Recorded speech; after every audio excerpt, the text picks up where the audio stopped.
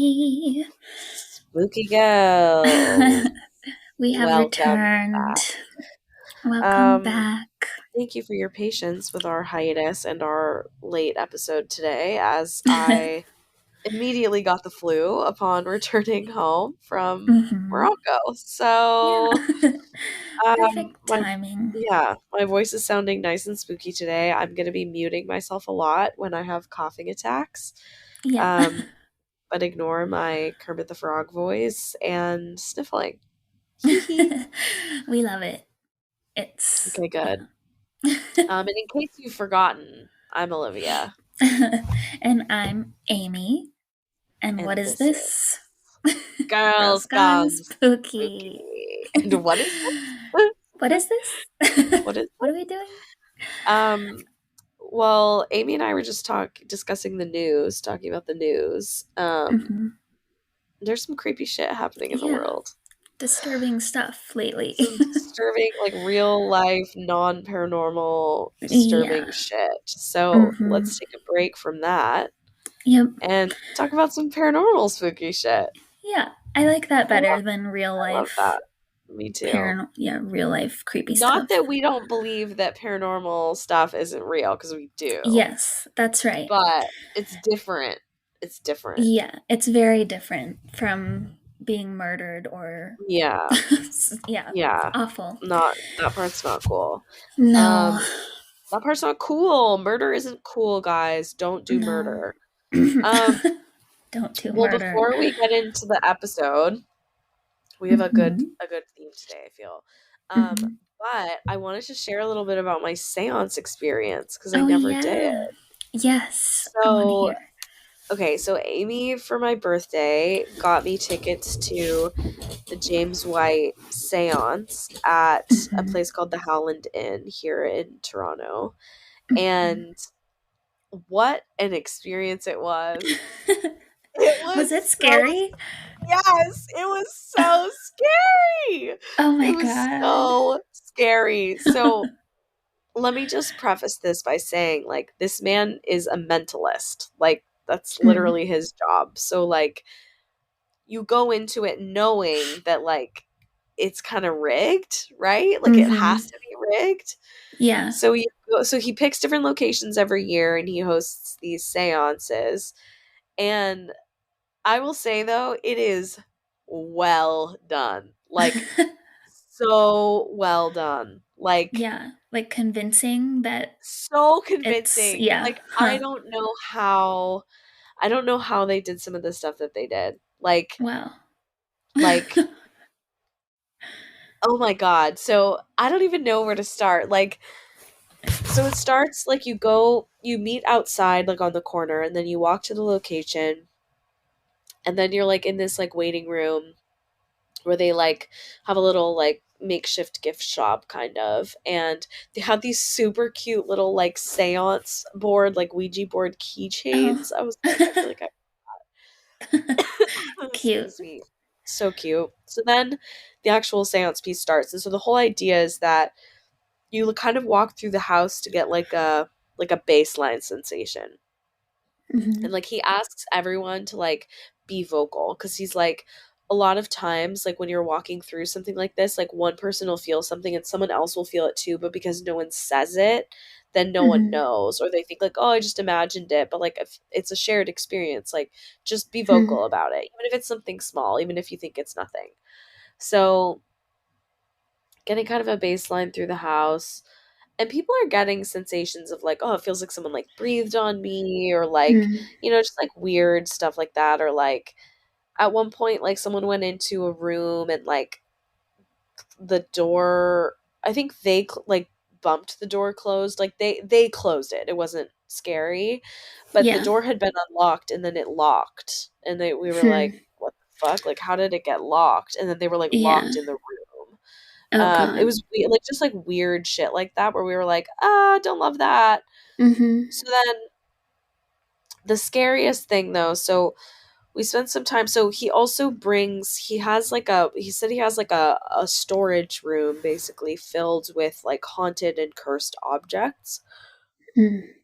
Wow. And he had brought this like doll It's allegedly haunted, and it was creepy as shit. Like, let me tell you, like creepy as shit. And Yeah. so I saw it upstairs in the gift shop, and then I had mentioned something about it, and he's like, "Oh, we should bring it down." And I was like, "No, I'm good." And he was like, "No, let's bring it down. Go get it." I was like, "No, I'm not going to Oh, get that doll." And no. so he sent someone else to go get it. And so someone else goes and gets it, brings it back, whatever. So we're like sitting in a big circle in like a main room. And then we kind of like venture off into another room, and we're trying all these different like seance techniques, like Victorian style seance techniques. And we come back, and the doll had been like standing on, it had like a stand, so it had been standing on this little table in the center of the room. It was like off the table face down, and I was like, Uh-huh. the doll moved. And he was like, Yeah. what do you mean? And I was like, the doll moved. And Moved. he was like, oh shit. So then everyone comes in, and we're all like, what the fuck? What the fuck? That's so weird. And there are like bells going off, like spirit Mm, bells and stuff. And we're like, what the fuck is yikes. going on? So finally, like, we do some stuff in another room, we come back, and then this is like the like grand finale. So like sitting there, we're all holding hands, and we're like summoning the ghosts who like Mm. historically allegedly exist in this building.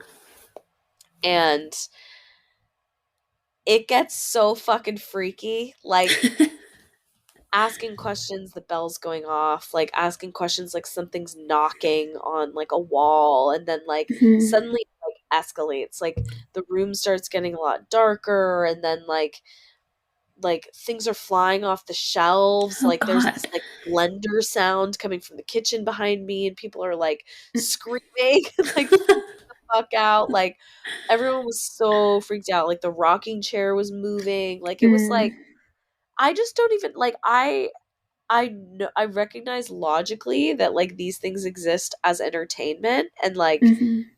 it has to, there has to be like a crescendo and all of that, but I truly don't know where all the tricks were. Like I Yeah. don't know, because it was so like I don't know who was pulling the strings, like if there were trip wires, like I don't even know. I don't know how they Right. did that. Like that's fucking Yeah. impressive. So I Yeah. don't know. I mean, it's like it was wild. It was a wild experience. Like I left with my heart pounding. Like it was Wow. scary. It was really Cool scary. though. Ooh, Yeah. creepy. Yeah. Very creepy. Interesting. So, I mean, I assume he believes in the paranormal, but or is it just a show to him? I don't know. I really don't know. It's hard to say. Like, Hmm. yeah, it's hard to say. I don't know. Like, I think if Yeah. you were to ask him, he'd say, yeah, of course I do. Like, I've witnessed Yeah. it. Right. But I don't know. Hmm. It's Interesting. wild. Well, yeah, I'm glad you did that. So Yeah. spooky. And thank you, 'cause it was so Oh, fun. Oh yeah, my you're God. welcome. I'm so So glad. spooky. Yeah, it was super fun. So yeah, so that was my seance experience. It was a very successful seance experience. Wow. Highly recommend. 10 out of 10 would recommend. Awesome. Even with a haunted Yes. doll. Even dude. And it As was long as made you with don't touch her. real literally, it was made with real human hair, and I was like, Ew. "Don't, don't, No. don't start with me. Don't even start with me. No. Don't look at me. That's don't look at Don't me. talk to me. No, not Dwight." That's So wearing I'm a wearing Dwight my Dwight sweatshirt. sweatshirt. Best sweatshirt. Oh my God. Classic. It's my favorite. Yeah, love it. Okay, on to our scheduled programming, folks. Yes. Also, I was thinking, I was like writing my notes, like finishing up my notes for today, and I was like, countdown to Halloween, and then I was like, oh, that's Oh. depressing as fuck. We're not doing that. It's over. Should we just It's do it so, all year long? it's too far. It makes me too sad. Yeah. 200 Can't, days. can't do More it. than I that. can't Way do more than it. Yeah, way more than that. that. hmm Um, but with that, I'm passing you the torch. Okay. Um, so the theme today, kind of hard to put into words actually. It's like uniformed people who have paranormal experiences. And by that, I think we mean like police officers, EMTs, Yeah, paramedics, that kind of people, those kind of yeah. people. Um, We love a man So in uniform is yeah, really we what sure it do. boils down to. Yep. So that was the inspiration because we love a man in Yes. uniform. Um, But but also actually, I don't. like defund the police. Yeah, exactly. Different kind of uniform preferred. Yeah. Um, okay. Sexy maid uniform. That's the ideal one. Ideal. Okay, so I'm trying to think where I want to begin because I have a few that are written down, but then another that I just happened to be watching Unsolved Mysteries on Netflix, and there was an episode that was perfect for our topic today. So I might do a little summary of that because Yeah. it's right on, but hopefully it's not too choppy because I took some notes while I was watching, but we'll see. I can Yeah. I'm ramble. sure it'll be great. I'm excited. Okay, cool. Well, here we go. So this episode, I think it was in season 3. I didn't write down the number, um, but it is about. It starts in the year 2000, and there are two Navajo Nation rangers that were assigned to investigate reports of paranormal activity on the reservation. So their names are Stanley Milford Jr. and Jonathan Redbird Dover. And like I said, they were Navajo Rangers.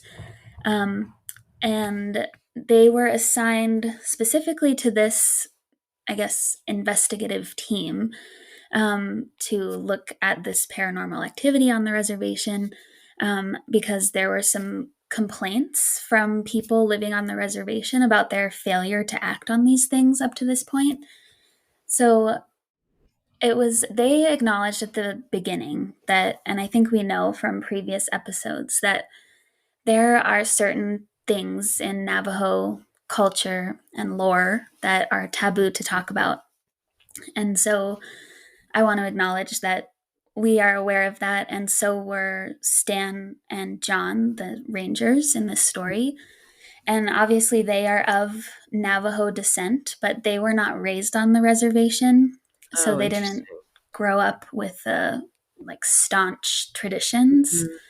which is why they were willing to take this on, even when all Oh, their interesting. colleagues were like, "No, I will Yeah. not do that."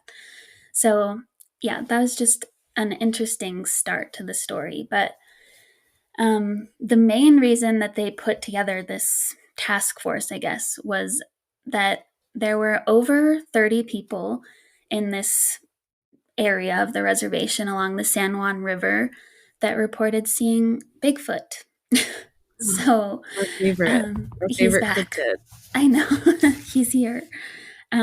So yeah, there were complaints from people in this area of actually seeing him, like stepping over corrals, like he's this big giant creature, stealing sheep and going out and finding that their sheep have been stripped completely of their wool and skin. Um, yeah, he described it as if like they grabbed a chunk of the wool and just peeled it all the way back. Yeah, yuck. um, Ah, there big were yeah. yeah, poor sheep. But there were also scratches appearing on the sides of trailers. People were seeing him on the side of the road. And one woman who was in this episode, she was featured prominently. Her name is Brenda Harris. And she was really involved in this because she was at home one night with her kids and they hear these heavy footsteps on their porch. And she's like, "That's weird. We aren't expecting anyone." And so then the doorknob starts to rattle on the front door as if somebody's trying to get in. And she's way braver than I am. And she opens the door. Oh, And no, I no. know, I don't know if that's brave Brave or or slightly dumb? dumb. Yeah, Yeah, I think maybe both. but yeah. So she did open the door, and right there in front of her was this huge, tall figure covered in black hair. Uh, And she said he wasn't very muscular. He was like this scraggly looking, weird, hairy man, which is so Oh creepy. no. Yeah, no. But it sounds like he was as shocked to see her as she was to see him because he ran away. But he kept coming back throughout the night. And finally, in the morning, she feels safe to go out, and she and her kids find a footprint that's 18 inches long and 4 inches wide, like all Oh my god. around their trailer. Big So, boy. yikes. Then Big she yikes. obviously is invested in this, so she starts hearing stories from her neighbors. Like, for example, somebody had torn down their horse corral. Like, it looked like they had ripped, presumably Bigfoot had like ripped this heavy steel as if it was just paper, Oh and my totally god. dismantled this structure in their yard. And Brenda set up a camera and she captured footage of what looked like what had appeared on her porch, but maybe a juvenile version because it was a little bit smaller. And they have this footage in the show where it just suddenly pops up and takes a few steps and then it's gone out of nowhere, What? which that becomes a thing later. So just Oh, remember that. okay. Um, but yeah, they Also, started. our theory around like a parallel universe. Yes, exactly. Well, sorry, continue. Exactly. Yep. So, yeah, obviously, with all these sightings, then John and Stan start to look into it.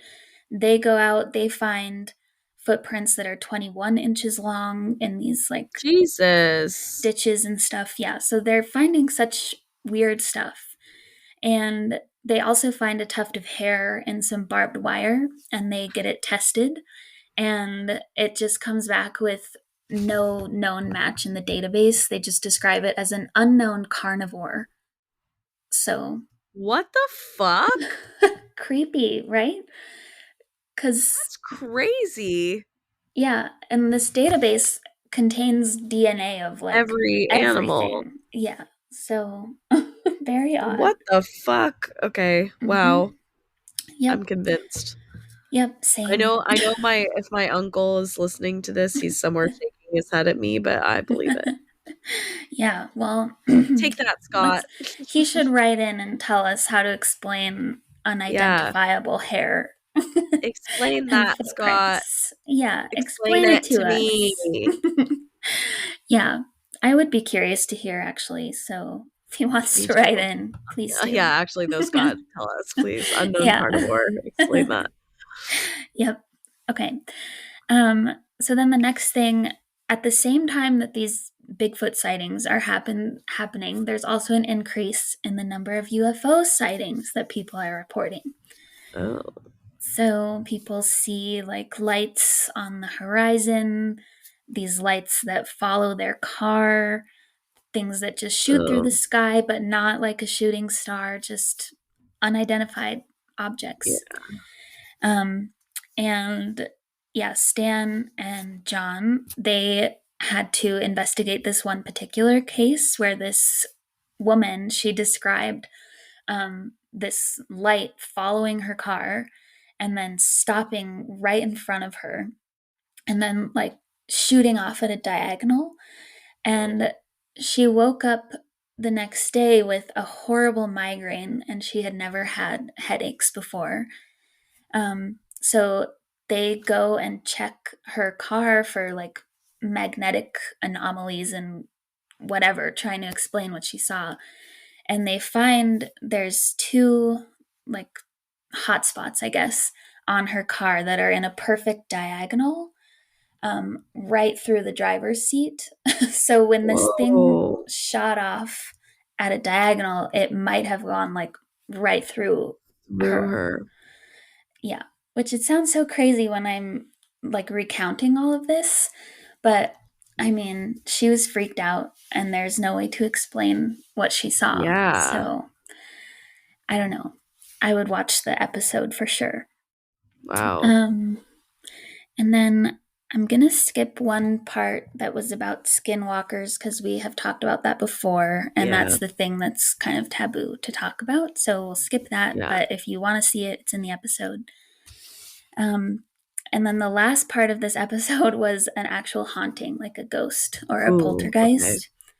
And it was of a government office building where they were having just general ghosty issues of like things being moved, things Ghosty falling issues. down, just weird feelings, stuff like that. And so Stan and John and two other people go in to investigate, and they're all spread out, but they're like on walkie-talkies, and they all suddenly hear this coin drop, and they keep hearing that sound like throughout the building of coins dropping.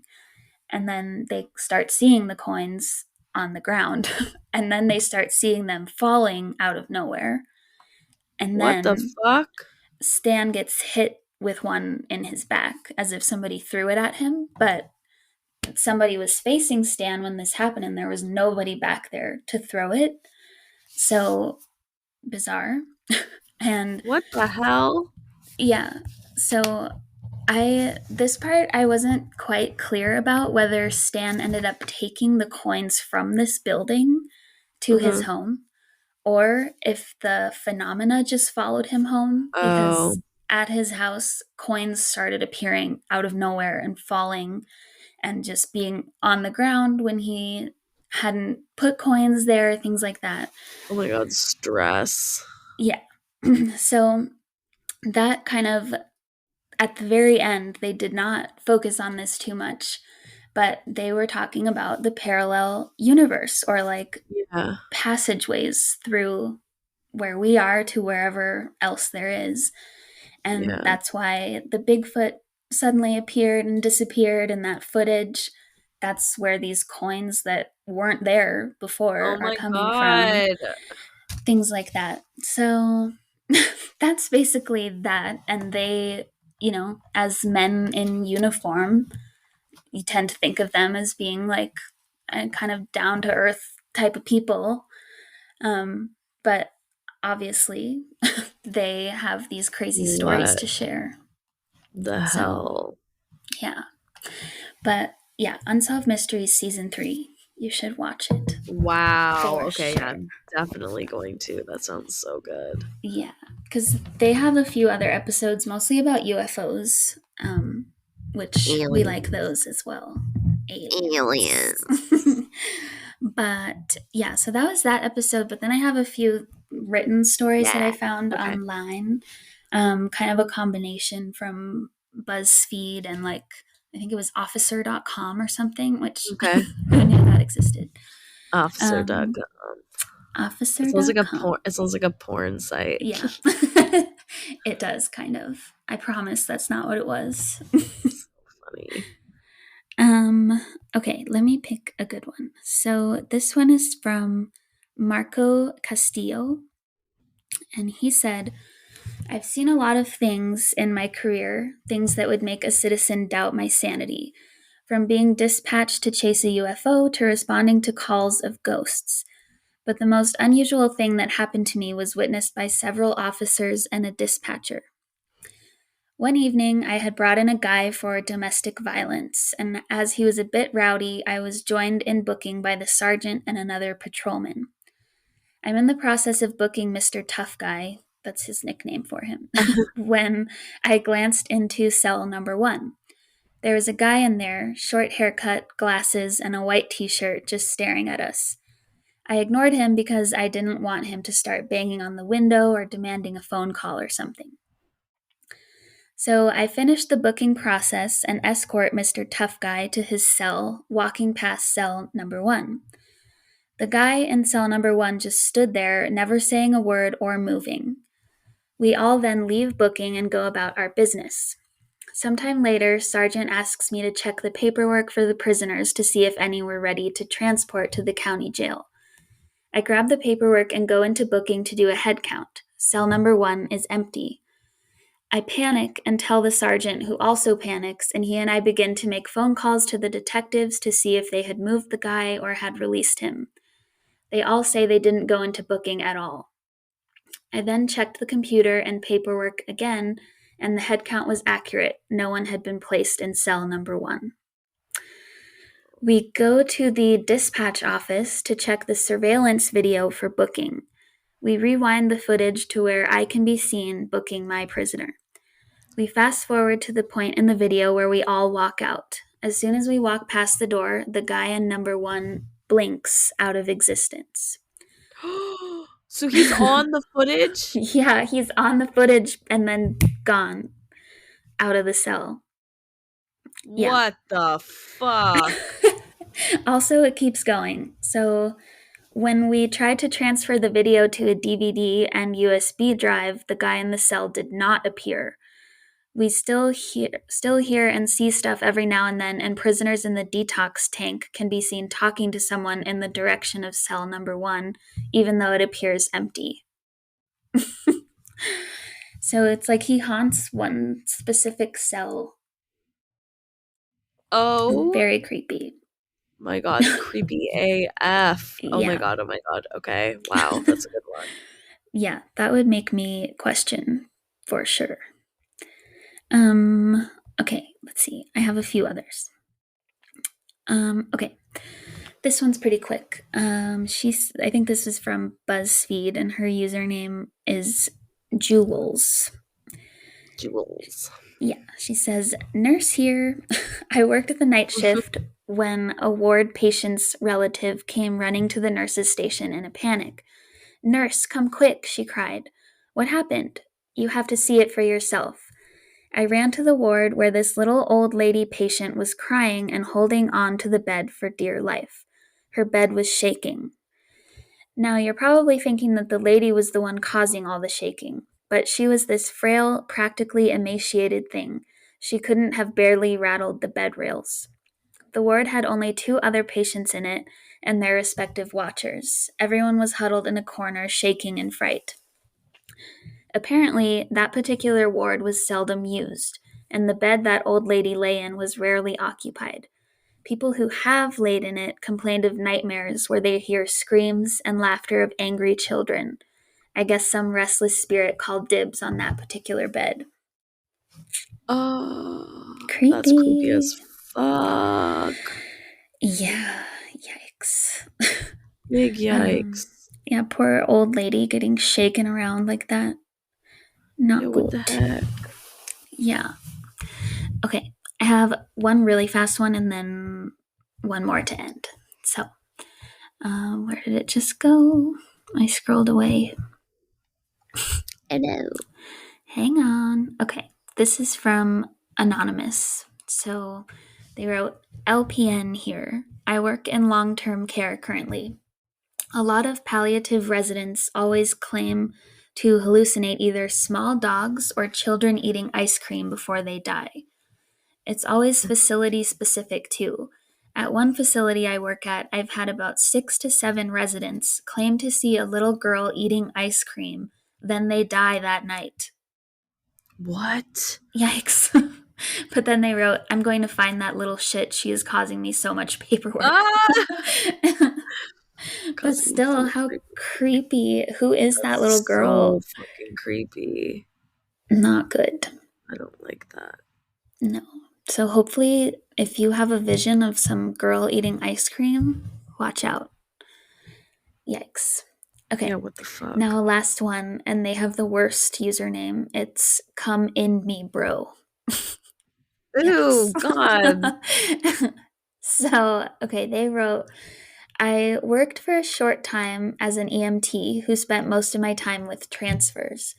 I had a regular who is an older woman that I took to a dialysis center across town frequently. One day she was being moved and I was in the back with her. She looked under the weather, so I asked what was wrong, and she said a man in purple had been visiting her. I asked if he was a relative or a technician, and she shook her head. She said the man would sit next to her during dialysis and stroke her hair. Thinking this was strange, I asked the center techs about such a person, and no one had seen or remembered anyone like that. Visitors weren't really a thing at this center anyway, so I assumed the patient was imagining it. Well, one day we're actually heading to pick her up, and on the way into the parking lot, I see through the window something that chills my heart to think about it. It sent shivers up my spine at the time, too, like I immediately recognized it. But I swear to God, I saw a man in purple scrubs standing in one of the big windows watching us drive in. And when we pulled out of sight to go to the pickup door, we walked in to see a bunch of techs rushing to transfer my patient. The woman had just suffered a heart attack, and we were unable to revive her even at the hospital she was rushed to. None of the techs in that place wore purple scrubs. So she Ew, describes who seeing was that?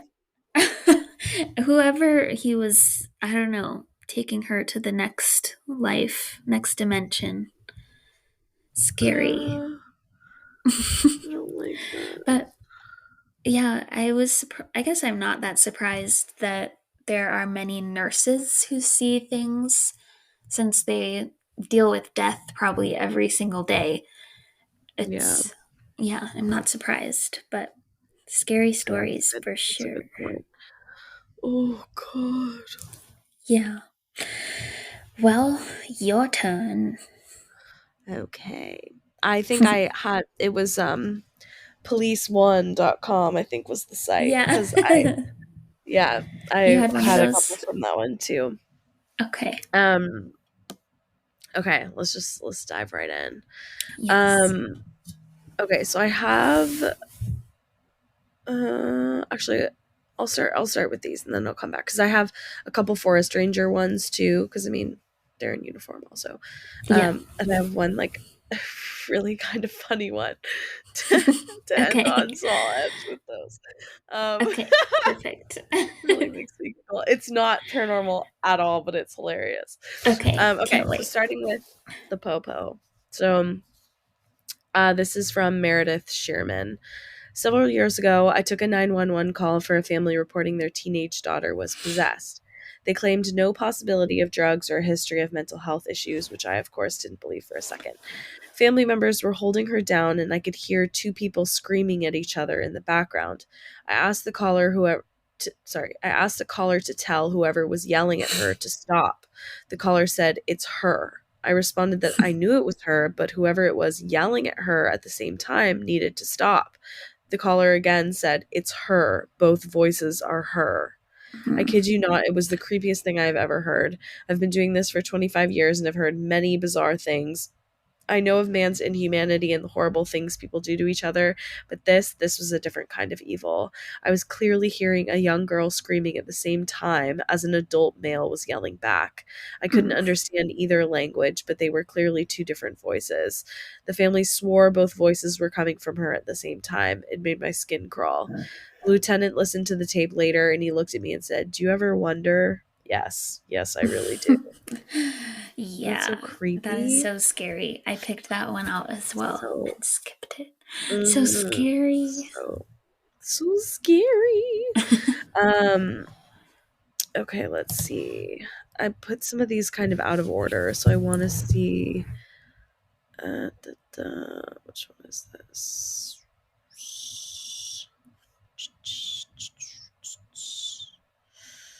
Okay, this one's really quick. Several years back, my partner and I were looking for a kidnapping suspect in some abandoned houses. First of all, creepy. I'm very everything about that sentence. Yeah. Around 3:30 in the morning, we go to check a house in a very rural and remote part of the county. The house is extremely large and creepy looking. Of course it is. We Hmm. make entry and find the inside of this house is like something out of Tim Burton's Nightmare. There are walls going halfway up and stopping. There are doorways barely big enough to stick your head through and opening up into massive empty rooms. Every time Ew. we thought we'd made it to the top floor, we'd find another staircase leading up. Finally, we made it to the attic and found all kinds of crazy stuff drawn on the walls. Needless to say, we finished clearing the house and got the hell out of there. That one's like Yikes. maybe real people creepy, but like Yeah. why? Like Yeah. Who why? built that house? Creepy. So creepy. Could be a Um movie set. yeah. Um okay, and then This is my last one from this police one source. Our Um, new favorite website. our new favorite. So one of our quote regular callers was a woman in her 80s. This is Kyle Broadus. Actually, did I say the last one? I don't think I did. I don't think Last so. one was Kevin Thompson. Okay. This one's Kyle Broadus. So when this woman wouldn't take her medicine, she would hallucinate and see children in her house, and she would call Mm. us to report the children for removing her belongings around, making noises, etc. Which, like, LOL, what an old lady thing to do. Yeah. Um, I've been to her house several times for these calls, but on one occasion I was talking to her in the dining room of her home, and she was getting aggravated because she could see the children, but I couldn't. She looked at Mm. me with a concerned voice and loudly said, "You can't see him? He's been staring at you for 10 minutes now Ew. and grinning." While Ew. saying that, and grinning! Yeah, I That's the hate that worst part. detail. While saying this, she was pointing to a spot about 5 feet from me. I know it was only hallucination, but the way she spoke about it with such concern was so creepy. Like, how do Hmm. you know it's a Yeah. hallucination? How No do you telling. know if it keeps happening over and over? Ooh. No Yikes. Been likey. staring at No you. likey. No. Grinning. Ugh. No. Yeah, that's the cherry on top of that scary Yeah, image. don't love that. No. Um, okay, so this one comes from the author of this one who like compiled these stories. Her name's Aaliyah Jane, Mhm. and they are um, mainly based in India, Mm. which I thought was kind of interesting. Yeah. So this is from Ujwal Singh. My dad, now retired, was an officer in Bihar police. He was posted in a district that lies along the Bengal border. There is a highway that connects the eastern part of India and goes all the way to Bangladesh. Once during the winter season, he started getting several complaints about trucks going off the road very frequently. He ignored these complaints and linked them to the winter season and fog. Since there were no deaths, no one bothered so much. Mm. In the summer season, he again started getting complaints about frequent accidents. This made him curious and he asked the computer officers to gather data on the last few years. He found out that all accidents were reported within a 100-meter stretch of the highway and Mm. only occurred between 2 to 3 a.m. Then he Whoa. decided to stay at the location for a few days. A temporary police booth was built slightly before the bend to safeguard them. On the first day itself, a truck went off the road at the same spot. However, the driver was drunk, so that wasn't really a useful case. But over the Mm. next 15 days, there were more than 20 incidents, and almost everyone had the same explanation. They suddenly see 5 to 6 teenage girls appear right in Oh. front of the truck on a bicycle. At first, Whoa. he didn't believe their story, but when almost everyone told the same story, he had no option but to accept it. Later, he searched for old case files and surprisingly found that long back, an Mhm. accident took place where an overspeeding truck had mowed down a few school going girls on bicycles in that same Oh. spot. Whoa. That's Isn't that crazy. crazy? Oh my gosh. Crazy. Wow. Yeah, that would make you question everything, that's for sure. Yeah, so wild. Hmm. Um, okay, this is from Edwin Harris. I was painting my truck in my workshop with the garage door open. After I was finished, I turned around and saw a woman standing on the porch. She said, "Looks nice." I was about 6 or 7 feet away. I said my wife's name questioningly, so Amy, and the woman vanished. She didn't disappear in a puff of smoke or fade out. She was simply gone. She was as real as anyone I had ever seen. Hmm. Later, two of my officers stopped a woman walking in the fog on a lonely stretch of road in the middle of the night. They filled out a contact card with her name, sex, date of birth, address, etc. They offered her a ride home, and she got in the back seat. When they arrived, she got out, thanked them, and then walked into the fog. All of the old Whoa. farmers know of this woman. She had worked in their fields for years and had died 35 years ago. Whoa. How weird. So That weird. that is So so kind of amazing when people are like, "Oh yeah, I already know about that." Everyone right. just knows. That's Yeah, crazy. exactly. Um okay, this one's from a username KC135R. I worked as a police officer in a small town back in the 90s. One night I was patrolling through town in winter. We had several abandoned houses in town, so we were told to keep an eye on them. I drove by a house at around 7 p.m. About 2 hours later, I drove by it again, and the back door was wide open. Looking at the snow on the ground around the house, there were no footprints, so I called dispatch and told them that I'm investigating an open door at that address. I walk to the door, pull out my flashlight, and shine it inside. The house has obviously been gutted for the most part. The plaster walls have been torn down, and there's debris piled everywhere. I was about to secure the door when I hear a loud thump come from upstairs and a sound like kids laughing. So I enter the house and yell out, "Police department, come downstairs." More of what sounds like kids playing. I tell dispatch that it sounds like there are kids in the house and start making my way through the kitchen into the living room where the stairs are. 2 more times I hear something upstairs, but since I've had no response, I start thinking maybe it's an animal. I head upstairs and it goes quiet. The upstairs is relatively small with a hallway at the top of the stairs. Upstairs is relatively small with a hallway at the top of the stairs that has one bedroom on the right, one straight ahead at the end of the hall, and a bedroom on the left. As I get to the top of the stairs, I hear a thump in the bedroom to the left. I carefully peek around the door, and it's an empty room with a small pile of plaster and wood debris in the middle. No kidding, sitting on top of the pile of debris was a page torn out of a children's book with a picture of a police officer on it. Oh no. No. The hair stood up on the back of my neck and I got the fuck out of there. I told dispatch nobody was in the house, locked the back door, and never went back in there again. Good move. Avoid that like the How plague. creepy is that? So creepy. What kind of So message were they freaking trying to creepy. send? Like, I know I you're don't know. here. I Scary. guess. Well, bizarre. Yeah, that one's creepy as hell.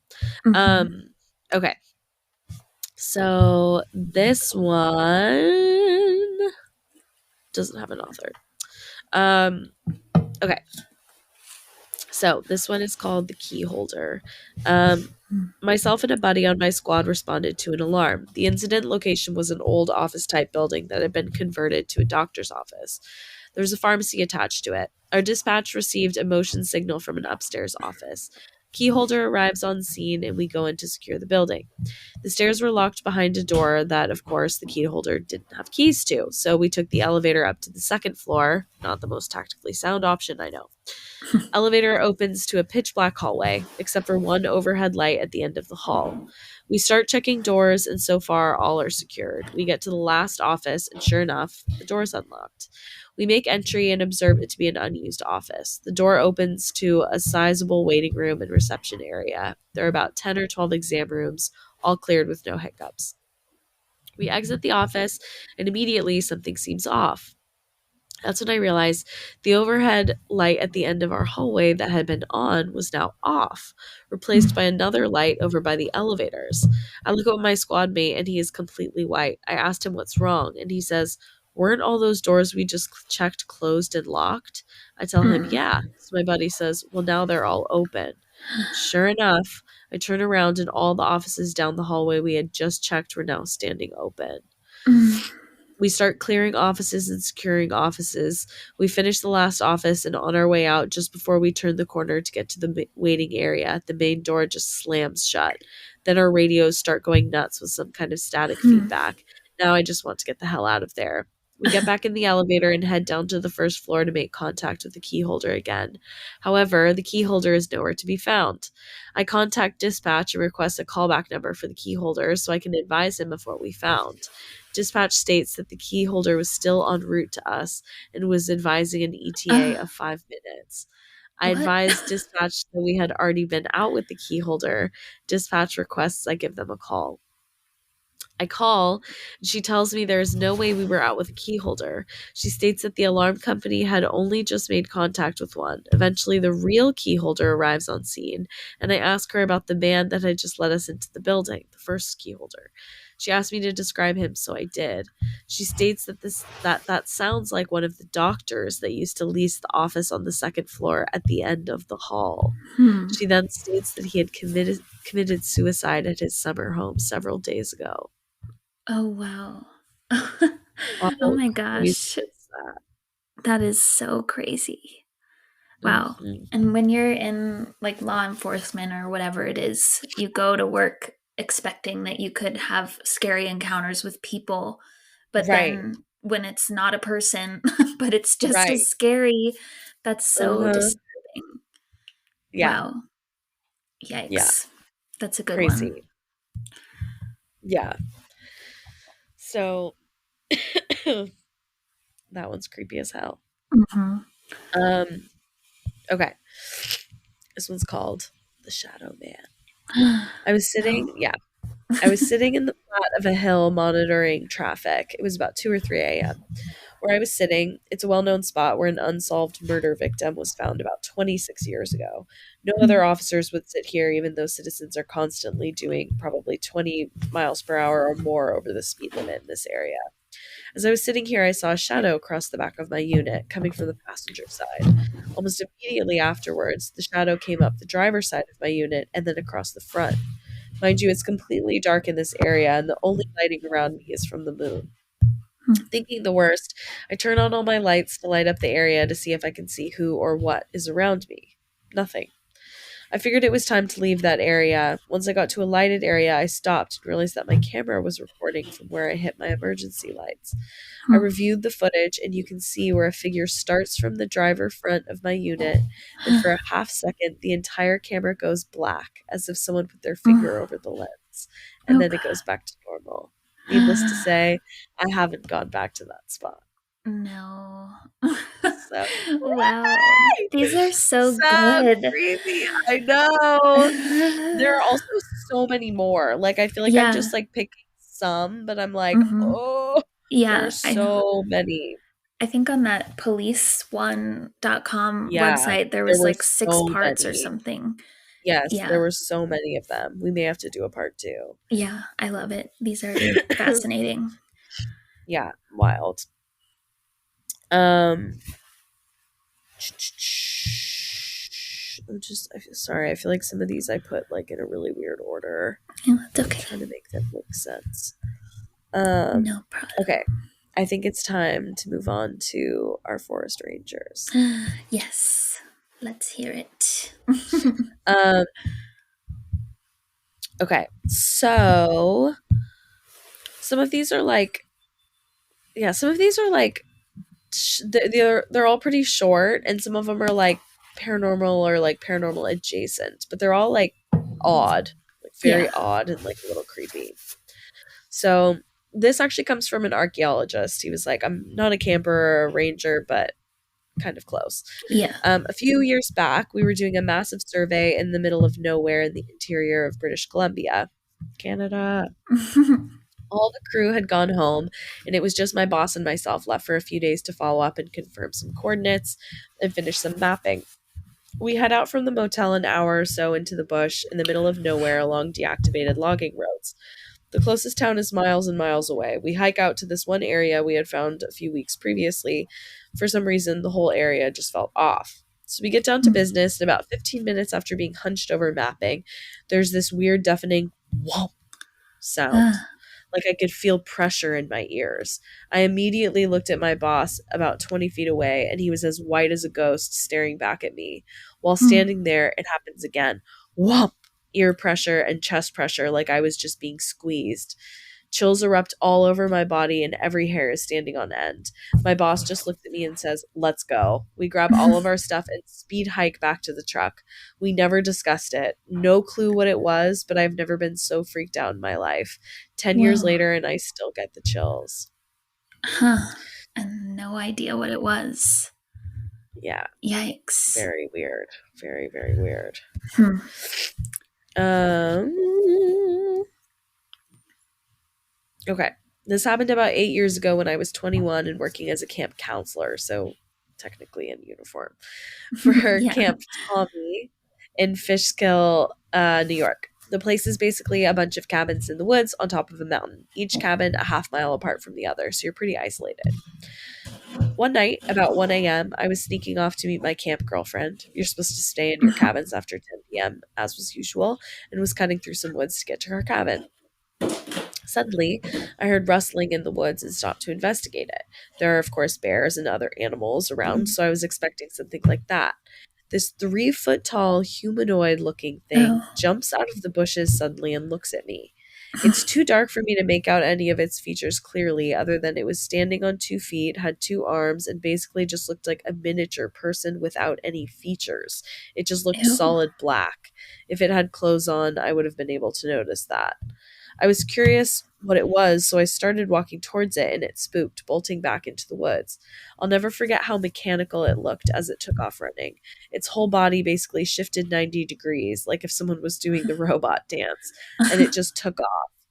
I've never seen Whoa. anything on 2 legs run that quickly, so I was pretty confused about what it was. I'm a pretty fast runner and fit person in general, but this thing was on another level.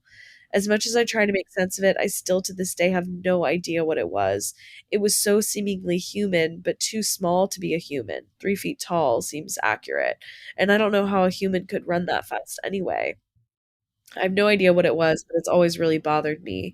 Maybe one day I'll go back and try to find this creature again. I don't know Oh. why you'd want to go back, Yeah. but Alien. Actually, I have no idea what that would be. I know. I mean, it Huh. seems maybe like an alien. Yeah. I don't Hmm. know. Weird. There's some weird stuff out there. Yeah, very weird. Um, okay. I was on a big camping trip with friends at the Suwannee River Music Park in Florida. My sister and I decided to go off and explore some trails around 11 p.m. This person actually is a ranger, but they were camping, like Okay. socially. So there was a trail connected to the one we were on, but there was yellow tape strung up between two trees at the entrance. Being a ranger, we decided to go in anyway. About 15 steps into the trail, we both hear clear as day, unmistakably, our mother's voice say, "Honey, why is your nose bleeding?" Our mother was not with us on this trip. We turn around, see nothing. Being kind of spooked, we started to head back to the main trail. A few minutes later, my sister has a nosebleed. Whoa.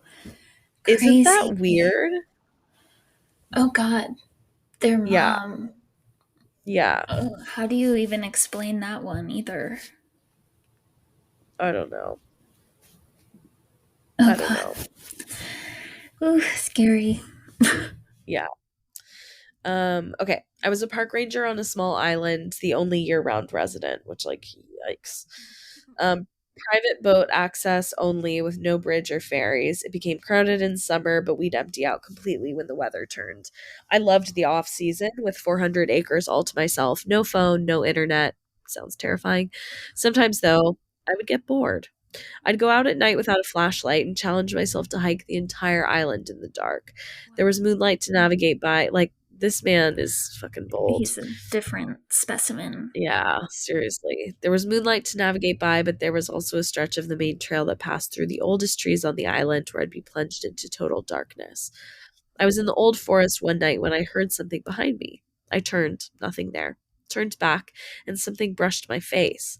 My stomach dropped, and I swung my fist into something. I ran full tilt for 100 yards, stomping in my big stupid boots with my gun belt bouncing up and down, my vest riding up to my throat. I stopped and bent over with a stitch in my side and started laughing. I held my hand in front of my eyes and ran my fingers over the prickled cut from the branch I'd punched. Through the spread fingers of my injured hand, I saw a smear of bright white off trail ahead. I figured it was one of a small herd of white rumped deer the locals wrongfully referred to as palominos, but it moved up a side trail before I could get a better look. I got my breath under control and followed. 100 feet up the side trail, it split again, and I could hear something moving through the underbrush just past the fork and to the right. I crouched as I made my way to the fork and stayed low, trying to keep quiet and unseen. The trail gains elevation as it nears the center of the island, where the trees spread out and the moon lights things up. I heard a sharp bark and froze, then crept forward a few feet. I reached the fork and was straining to see ahead when I heard the crunch and crack of something in the brush behind me. I spun and saw a pale man, 6 foot or taller, with dark hair, wearing a bright white t-shirt about 30 feet from me. He gave me a lunatic looking grin and barked again, a hard, sharp ha. then turned and ran off into the woods. I stood still, scanning the trees, my hand on my gun. After not hearing anything for a few moments, I backtracked my way to the main trail, then, terrified, speed walked all the way back to my cabin. I hiked the exterior again that night, with a flashlight this time, and checked the coast for evidence of any visitor, boater, or wayward traveler. Nothing. I got up early morning, and in the light of day, I did the same, with the same result. I don't know who that was or what it could have been. The way he was running around off trail convinced me that he knew the island very well, better than me for sure, and that he was hiding out somewhere. But I never found evidence of a secret lair, and I never saw him again. Whoa. This That's is so spooky. weird. Yeah, so weird. People So weird. appearing unexpectedly is not the greatest. Mhm. Dave was Yeah. telling me last night that because we got snow here and We did here too. yeah, we were driving and the roads were just a little bit slick. And um, I asked him what the worst driving conditions he ever had ever been in were. And he told me about driving through this blizzard. I think it was like in North Dakota or something. And suddenly it was the middle of the night because he was trying to get back home. And suddenly a man was in the middle of the road in a blizzard without a car around, Oh my god. just a man just walking along the side. Or no, he was in the middle of the road. He said he was just walking through the middle of the road. What the And hell? Dave obviously didn't stop, which I think was a smart move. But it's Yeah, hard to leave someone behind in a blizzard I though. know. I But know. yeah, crazy, just popping up out of nowhere. So weird. Um, so I know that you skipped over the Skinwalker one, but I have a Skinwalker one. Okay. Um, sorry. It's okay. Um, so wow. Hold on a second. Needs a break. Oof, yeah. Wow. Okay. So, this is in Round Rock, Arizona, a ranger on the Navajo reservation. So, this is someone whose cousin actually lives on the reservation. Mhm. Um, and so there's some context around like exactly where this is, but it's Round Rock, Arizona generally. Okay. So one night my cousin, her mother, and I spent the night in their trailer. We came to the reservation to return documents to a chapter house. So late at night as we were watching TV, the windows in the far back room were scratched on. We kind Huh. of freaked out because the room door was open and the blinds were up. We ran to the room and tried to close the blinds without looking out because we figured it could be a skinwalker. Her Mm. mom was sleeping, so we made sure we locked the doors and tried to ignore the noise all night. We waited till the first light of dawn to go to the bathroom, and even then we went as a pair, turned on the radio to keep us sane. Hmm. The next morning, I remember her mom was making coffee and we were all talking in the living room when one of the plates randomly fell down. Then my cousin noticed that the car doors were open, even though we Hmm. remember locking the doors. Nothing seemed to have freaked us out yet until her mom had told us she found our tires were slashed. Oh God. Also, the windows looked like they had some kind of claw prints on them. When we Whoa. told her mom what we had experienced that night before, she said it likely was a skinwalker, but she said Mhm. she made sure to put ash on the doorways before night fell. We believe that's what saved us from it coming inside the house. She Huh. essentially protected the house with the ash. Wow. It was a freaky experience, and skinwalkers are not to be taken lightly. I've had my Mm. fair share of experiences and hear the stories from my parents about their experiences too. Hmm. Definitely don't go on reservations at night alone or leave your belongings out. They can steal it and use it to put a curse on you. Yikes. So Yeah. sketchy. Those So guys are sketchy. the worst. Yeah. Skinwalkers are scary. Yeah. So scary. Um, okay.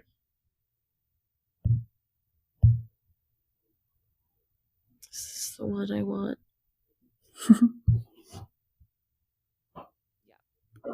Okay.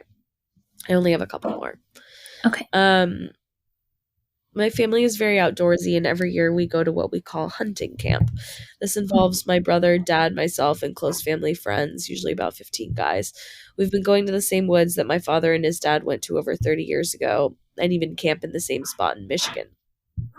This is a spot tucked deep into the woods and by no means a sanctioned campground. But as a ranger myself, I feel comfortable camping in this area. It almost borders right up to the Native American land given to the tribes by the state. I kind of hate how that's worded, but it's fine. Agreed. We set up a huge old canvas army tent that sleeps about 15 guys in cots. My brother and I stopped sleeping in that tent and would set up our own individual tents because among the other guys, there's one that is an unbelievably loud sleeper. This particular night happened 4 to 5 years ago, and it's the reason I've rejoined the group in the larger tent. So generally, our days go as follows: hunt in the morning, come back for lunch, go back out for the afternoon, hunt, then at night, eat dinner, and get wasted.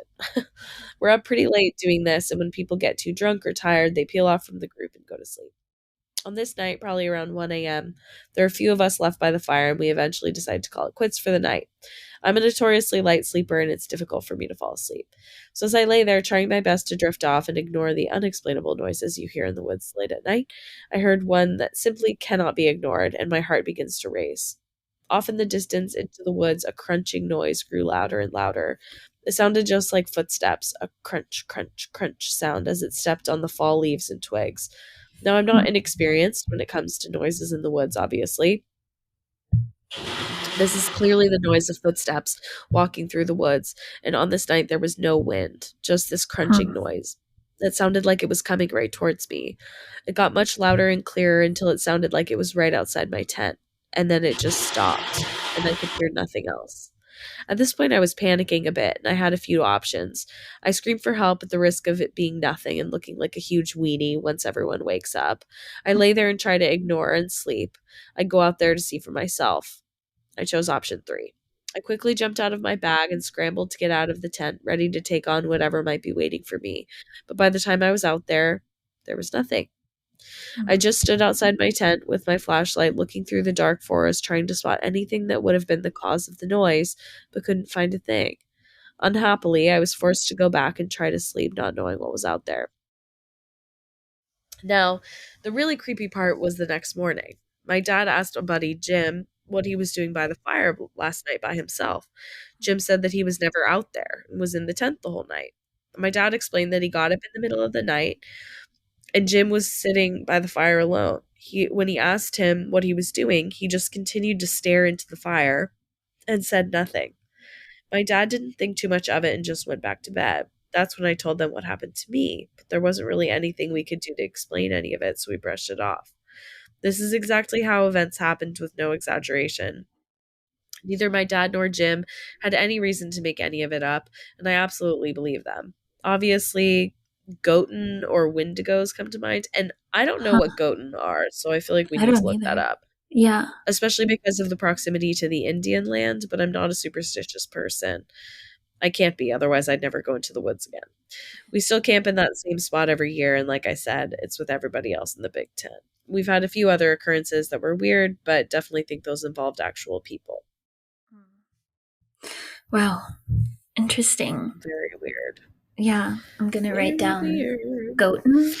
Yeah, G-O-A. like Goaten. Huh. Interesting. Very odd. Gonna look it up. Okay. I have one more like normal one and then a last The like funny little one. giggle. Okay. Yeah. Okay. So this is someone whose cousin is with the Forest Service. So Okay. my cousin Close was with the Forest Service. Yeah, close enough. In the Montana, Wyoming area, and I decided to go up there with her to test the waters. She does literally. She does hydrology and has to ride out to the middle of nowhere to test streams and snow runoff to ensure no contaminants are there. So I thought that it sounded fun and wanted to do a bit of a tour with her. We were going to have to camp out there for 2 nights. We packed up all our gear in saddlebags and started out. The first day and night was amazing. Beautiful scenery, amazing air quality. It really is so peaceful out there. I love that area and I wish I got to go up there more often. Anyway, we started out on the second day and my cousin said, "You want to see something weird?" Of course, I said yes. So she led me on a bit of a side journey into this tiny little ravine. We ended up traveling about 2 hours away from our actual path we had laid out. At the very end of this fold in the land, she dismounts and tells me to get off my horse too. We tie them up in this gorgeous little clearing, and she tells me to follow this tiny wildlife path and bring our little rechargeable radio. It's one of those you can plug in or wind up, and also acts as a lantern if you need it to, but that kills the batteries quickly. I do, and out in the middle of nowhere, there was a huge coil of wire sticking out of the ground. The wire itself was not weirdly large, like some buried transmission wire, but small, like 10 or 12 gauge wiring for a house. It trailed off into the brush and trees, so naturally I decided to follow it out of curiosity. My cousin trails behind me as I do, and this wire, after coming straight up from the ground, is strung across limbs of trees and then back to the ground, snakes around rocks, and finally dead ends into an outlet. The outlet is mounted on the side of a desk. It looks like a school teacher's desk from when I was growing up, with a metal base and a pseudo wood/plastic top. No chair, no building, no nothing, just the outlet and the desk. I'm staring Weird. confused as all hell at this desk in the middle of the forest when my cousin takes the radio, pulls out the cord, and plugs it into the outlet. That fucker then lit up and started blaring static. The wire was being Whoa. fed from somewhere. Now, the place where we had no road access, no buildings for miles, and no other people around, and yet there's a live outlet. Weird as shit. Whoa. No spooky jump scares or bodies, just one lone powered desk in the middle of the woods. That's just So weird. bizarre. Yeah, so bizarre. So this one was on a ranger thread. I don't know if anyone in the story is a ranger, but it's very quick and it just Okay. the imagery cracks me up. Okay, Okay. let's hear it. I've got a deep woods story that's been shared in my family for quite a few years. My great uncle was a deep woods kind of guy. In a practice I find a little weird, he would rarely use a tent. He would just set up a sleeping bag right on the ground. Since we're from Maine, there aren't too many large predators that really mess with people, so it's relatively safe. There are black bears, but they usually hide from people, so I guess he just didn't feel worried. Yeah. So he's out sleeping in the woods. Wait, sorry. He's out sleeping in the woods where he... Okay. He's out sleeping in the woods when he feels tiny hands patting his face. Wakes up, opens his eyes to see a raccoon standing over him, just feeling his face. Oh, I can picture it. Pat, pat, pat, pat, pat, pat. Yeah. So what does my great uncle do? He goes back to sleep. He doesn't even like shoo it away. No. Just their little cute, Yeah. creepy hands, like Mhm. pat, pat, like, what's Yeah. this? Oh man, So that one really cute. gave me a giggle. It's Yeah. so cute. I love it. That's a pretty harmless thing to have come up to you in the Right? forest. Yeah, Of all I'd the take that over things. all these other creepy things. That's for sure. Oh Pat, man. pat, Pat, pat, That's so pat, cute. patting his face. That's so funny, dude. Yeah. When I was first reading it, I was like, oh, creepy. And then I was like, oh, it's a raccoon. It's That's raccoon. adorable and hilarious. Little So- night bandits. Yeah, exactly. So we leave you on a giggly note, Yeah, everyone. I love it. You can follow us on Facebook and Instagram at Girls Gone Spooky. Email us your spooky stories, and also Scott, explain the Yeah. unknown carnivore thing. Uh-huh. At girlsgonespooky@gmail.com. And we'll see you next week. Stay spooky, friends. Stay spooky. Bye. Bye.